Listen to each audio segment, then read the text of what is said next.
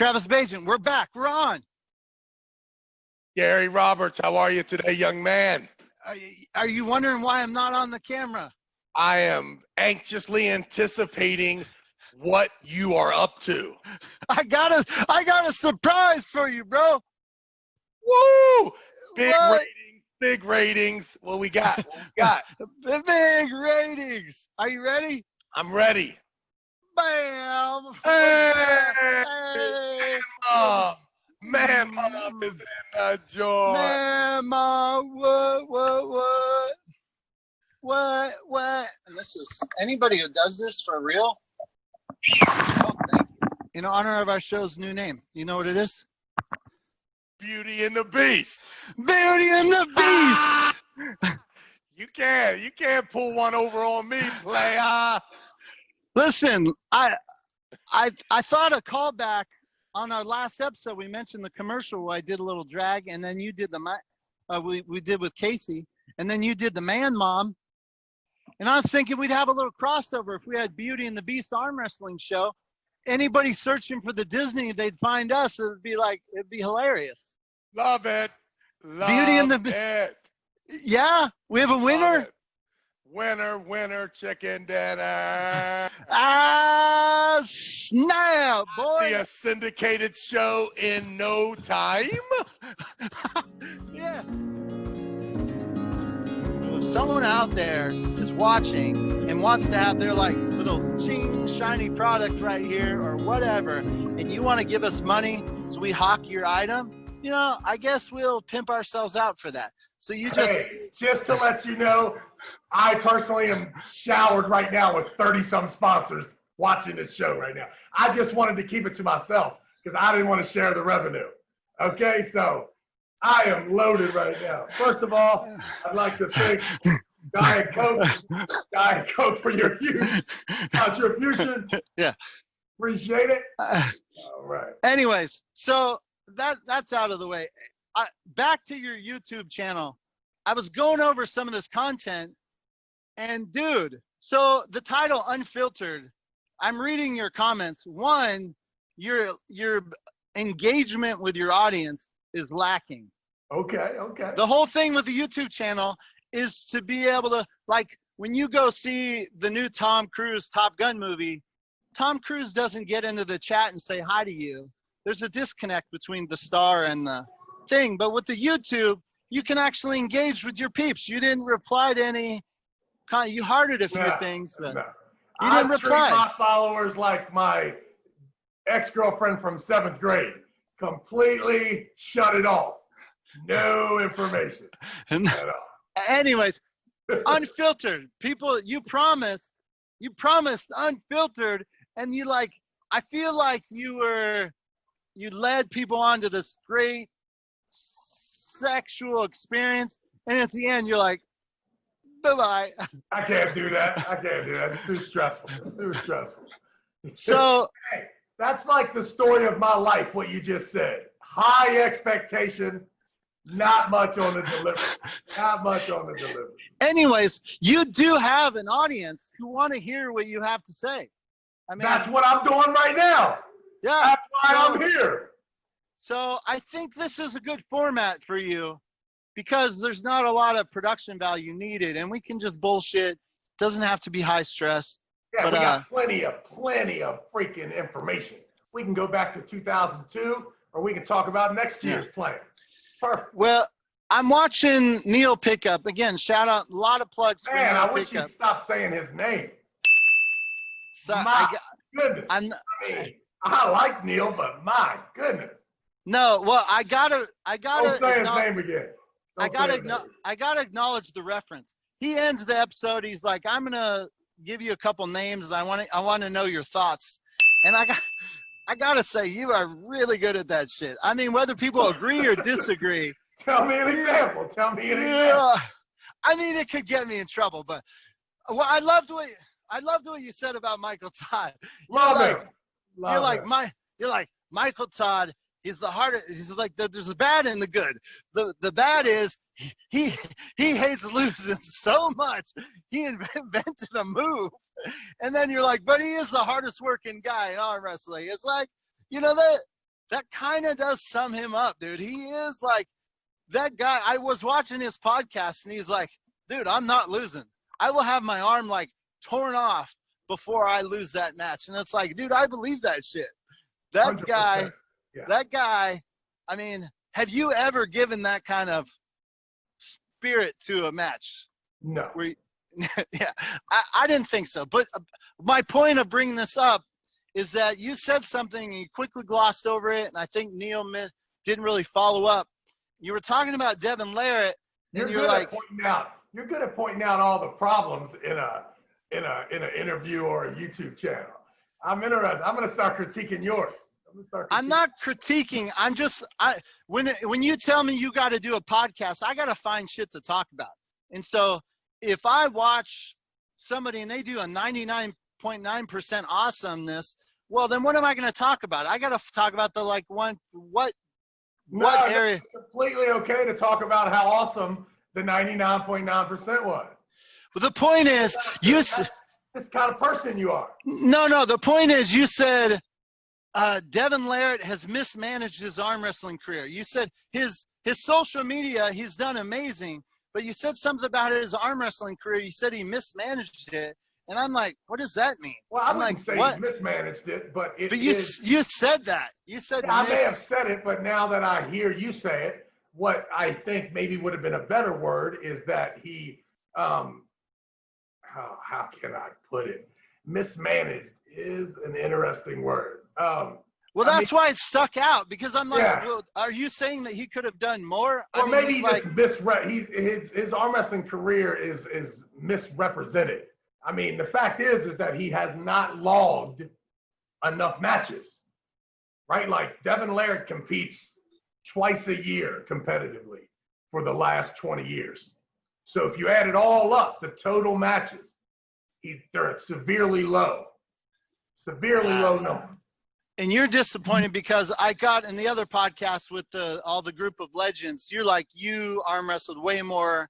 You put yourself out there is your point. So it's just interesting how you can, people's opinion about you being on top can last a long time if you don't prove it to them, right? So a lot of times you have to prove that you're the best.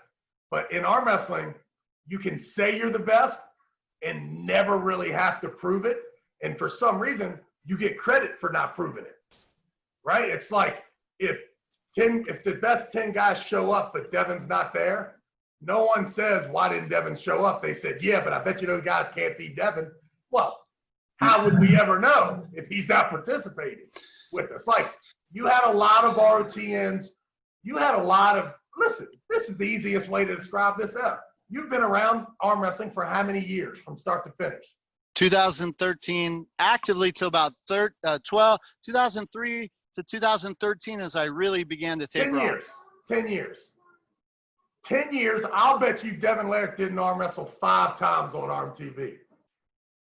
Well, speaking of, I do have a match with you and Devon, a super match in Canada that I looked online. I don't see evidence of it, but I can't wait to share it. Is it the one with the red shirt? I have the red shirt. I think it's the red shirt. Yeah. Easy. Come on. Good line there too. You said he walks up to me and says, "Travis, you're the man." And I said, "I know. Now you know." You remember that? Okay. The reason I brought it up is because as Gary Roberts stepped away from the sport for X amount of years, and then I come back in and I find out the state of things, and I find out, Devon Larratt is so famous, and then I look, and Travis Bagent, like, I feel like you should be right there. Well, yeah, I should have. Yeah, I should have. I don't understand. Taken on the social media platform, I guess, but. So what did he do different that you didn't do? Like, I don't know. Have you asked him? Well, did he hire? He must have hired a company. There must be a HR person, because I know Devon. He does not type. Devon does not type. Have you not watched some of his videos? I've not. Oh man, some of his videos are just him out in the field picking grass, eating leaves, and doing some like monologue, and it's like it's not complicated.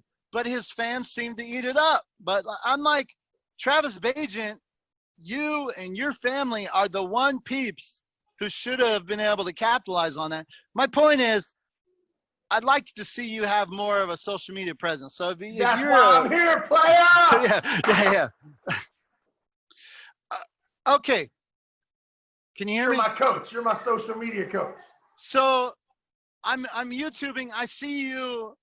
Oh, we ended the last episode with you about to tell your wall story, which I saw a video where you kind of explain it. So I don't think we necessarily need to re-go into it. You do explain, but I want to pick a little deeper in the video that you did. You worked for them like as a regular job where you helped formulate from the very beginning, like day one, you were like an employee? Yeah, the second episode of the first season of the Game of Arms was being filmed. I was still in a contract negotiation before my team was supposed to set week 3. So I had 10 days before I was going to shoot in Erie, Pennsylvania, if I could work out, because they were just paying us $3,000 for the whole season. So I did some negotiating with Robert Drenk, and he offered me $60,000 to sign. Okay, wait, hold on. You just brought in the UAL? Well, because the only reason I'm negotiating. I asked you a question about wall, then you said Game of Arms, then you brought in the UAL. You're going to have to explain how there's 3. All right. Okay. So I'm a little lost. All right, so if we go back to that time frame in 2014, 2015, whenever this Game of Arms thing was initiated, there were probably 20 arm wrestlers that got in there pretty quickly, and then they started promoting, trying to help the producers get the best arm wrestlers or the best scenarios. My name came up early, so they call me. I tell them I'm not interested, only because I was trying to negotiate a contract with Robert Drenk. If you remember, as soon as Robert Drenk found out about the Game of Arms maybe coming up to be a fruition, he started contracting his athletes, started sending out these $10,000 contracts in a year. A little sketchy, right? So, of course, Robert Drenk calls me. He's like, what's up with the Game of Arms? I'm like, well, I'm in negotiation with him.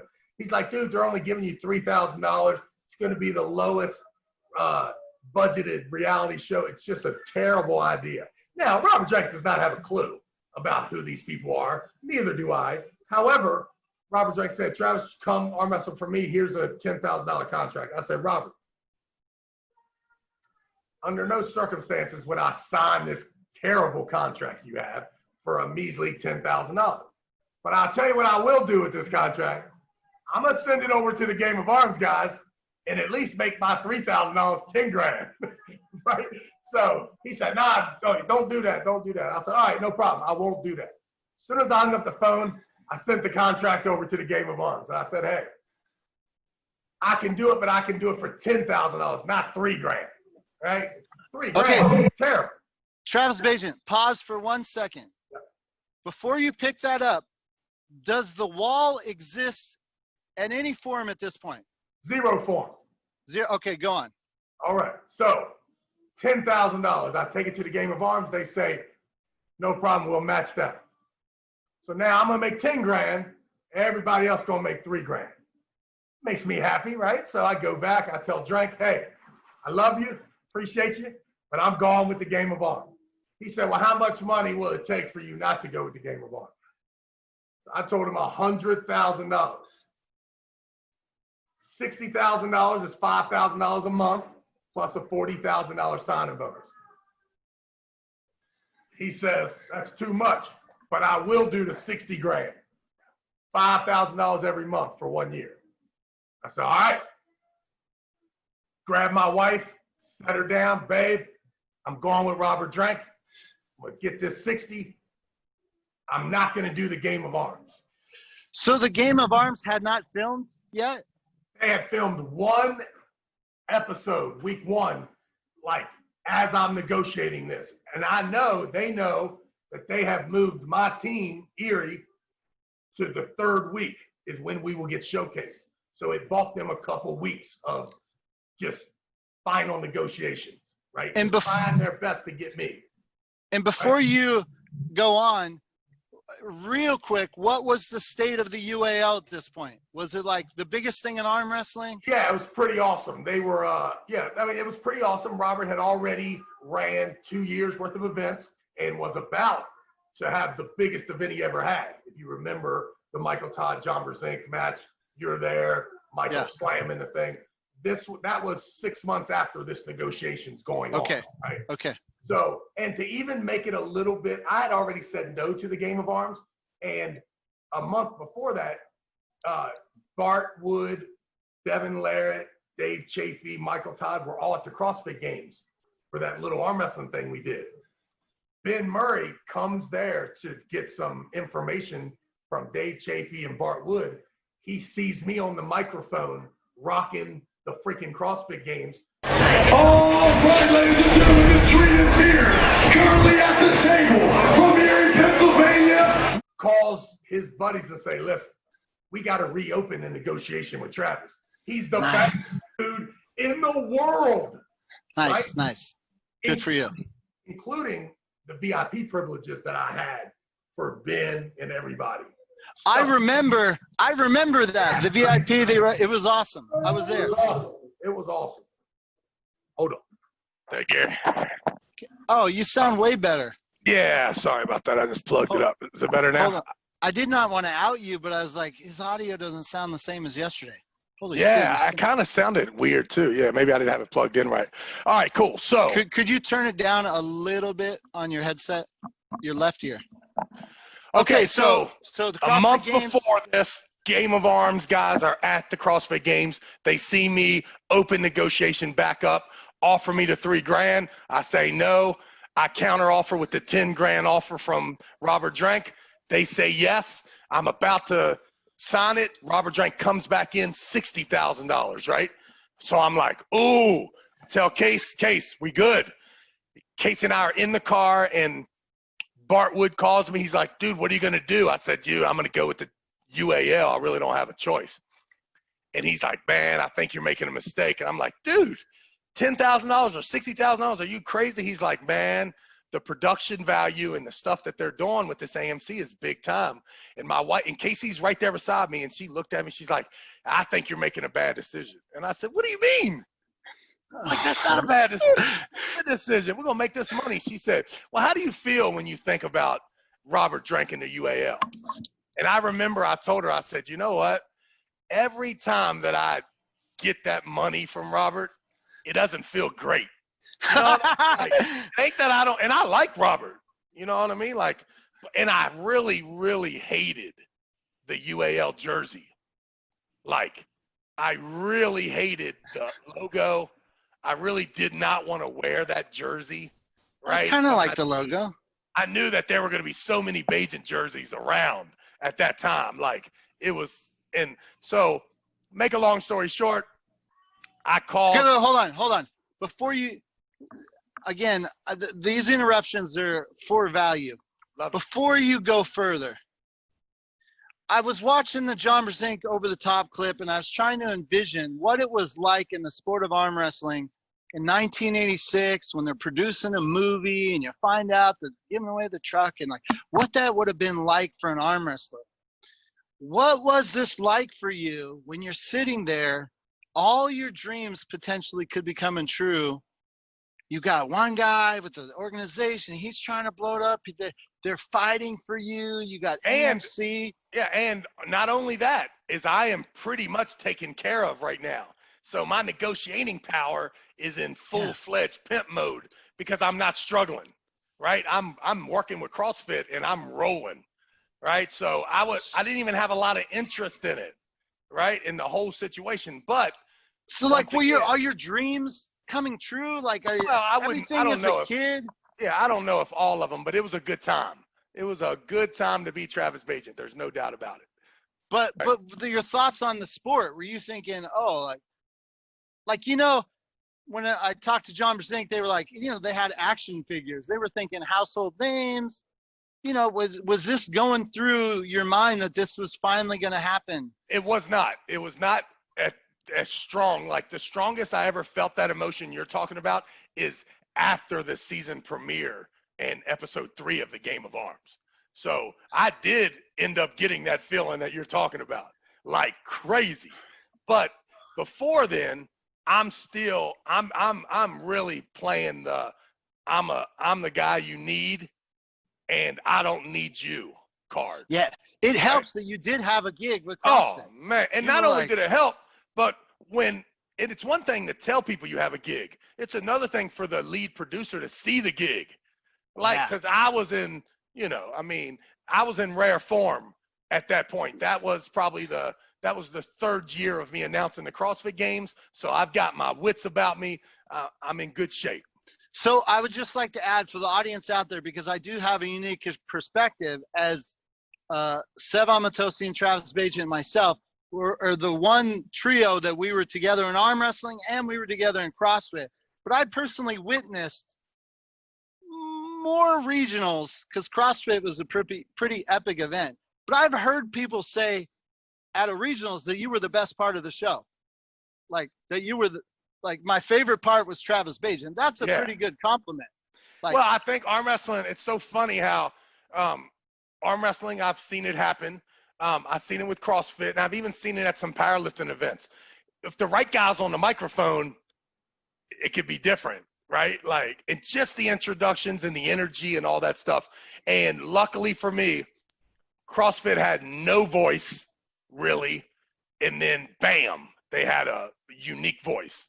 All happening at the time when it was blowing up at such an astronomical commercial level. And the finances were already there. It's one thing to have been with CrossFit in 2007, 2009, because you had to do a lot, but there wasn't a lot of resources. You fast forward to 2013, we got money in the bank, whatever you want. It's like straight baller, man. And it was great. All right, so back to the story. Must have been happy. Okay. Yeah. All right. So $10,000. I say yes to or no to Robert Drenk. He comes back with the $60,000. I'm about to say yes. Bart convinces Casey maybe to rethink it. Casey finally looks at me and says, Trav, for the first time in our life, we don't need to sell out for the money. Like you got a job, right? This is, and if this AMC thing hits, and back that time, they're talking about us coming on right after The Walking Dead. The commercials with Mike Solaris and Cobra are coming on at this time, right? So you're watching commercials. I'm seeing the billboard in LA of Cobra and Michael, right? Knowing that they asked me to come do that billboard, right? 2 months before that, and I was like, nah, I don't want no parts of that.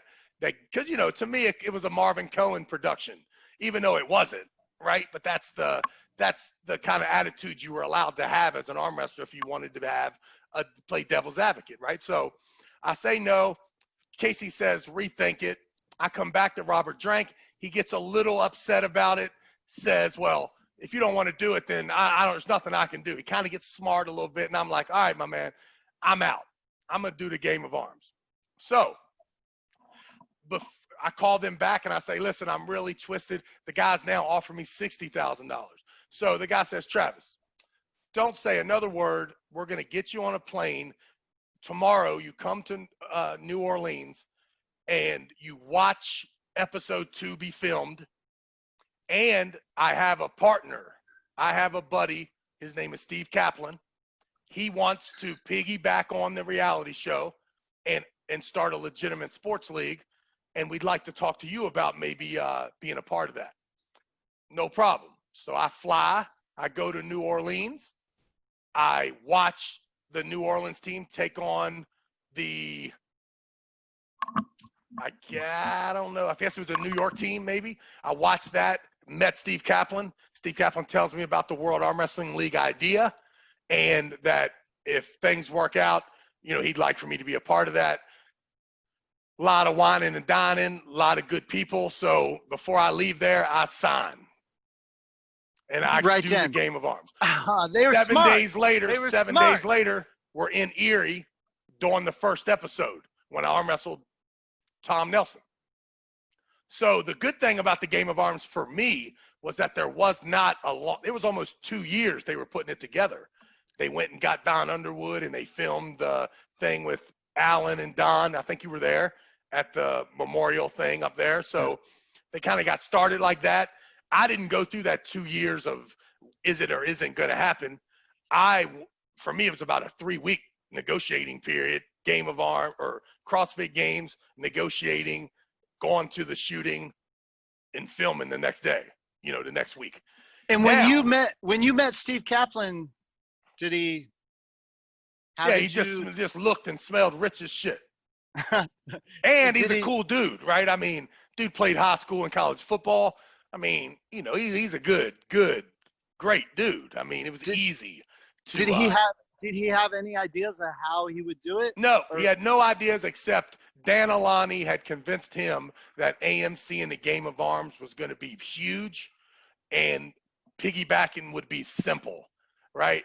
Lo and behold, they got discontinued and the WL had to spend a lot more money to get the word out than they thought they were going to if there would have been 5 seasons of the Game of Arms. Yeah. Of course. And even to the point that Steve Kaplan and Dan Alani they even fell out of business friendship, as a result over the fact that, Dan Alani had a part of the WAL and his part was kind of contended on, or like he needed the Game of Arms. He was there because of the Game of Arms. And once the Game of Arms didn't pan out, he wasn't a financial guy. He was a networking guy. So before long, I just asked Steve after a while, where the hell's Dan? He's like, he ain't got no money. He ain't got no show.